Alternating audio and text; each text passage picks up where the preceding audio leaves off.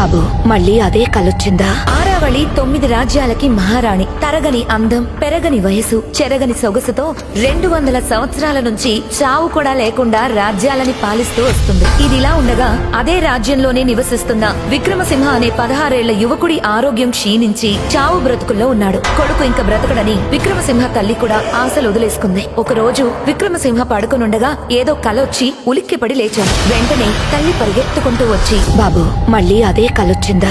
నేను ఒక్కసారి ఆరావళిని చూడాలనుకుంటున్నానమ్మా. ఈ జన్మలోనే కాదు, ఏ జన్మలో కూడా ఆరావళి ఆలోచన రానివ్వకు అని తల్లి ఏడ్చుకుంటూ అక్కడి నుంచి వెళ్లిపోయింది. అప్పుడు విక్రమసింహ తన మనసులో, ఎన్ని జన్మలెత్తినా నీ అందం నన్ను వెంటాడుతూనే ఉంది. ఆరావళి వస్తా, తప్పకుండా వస్తా. సరిగ్గా అదే గడియలో ఆరావళి ఉలిక్కిపడి నిద్రలో నుంచి లేచింది. ఏదో ఆందోళనలో సతమతమవుతూ వెళ్లి మంచినీళ్లు తాగింది. వెంటనే ఆకాశం నుంచి ఒక స్వరం వినపడింది. ఆరావళి, నీకు బాగా దగ్గరైన వాళ్లే నీకు శత్రువులు, కొంచెం జాగ్రత్తగా ఉండు. ఏం మాట్లాడుతున్నావు?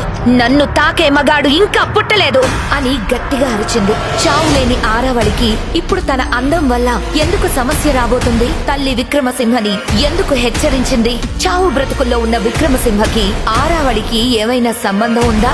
అసలు రేపో మాపో చనిపోయే ఒక యువకుడు చావులేని యోధురాలిని ఏం చేయాలనుకుంటున్నాడు? ఇంతకీ ఆరావళి జీవిత రహస్యం ఏంటి? తెలుసుకోవాలంటే డౌన్లోడ్ చేసుకోండి పాకెట్ ఎఫ్ఎం.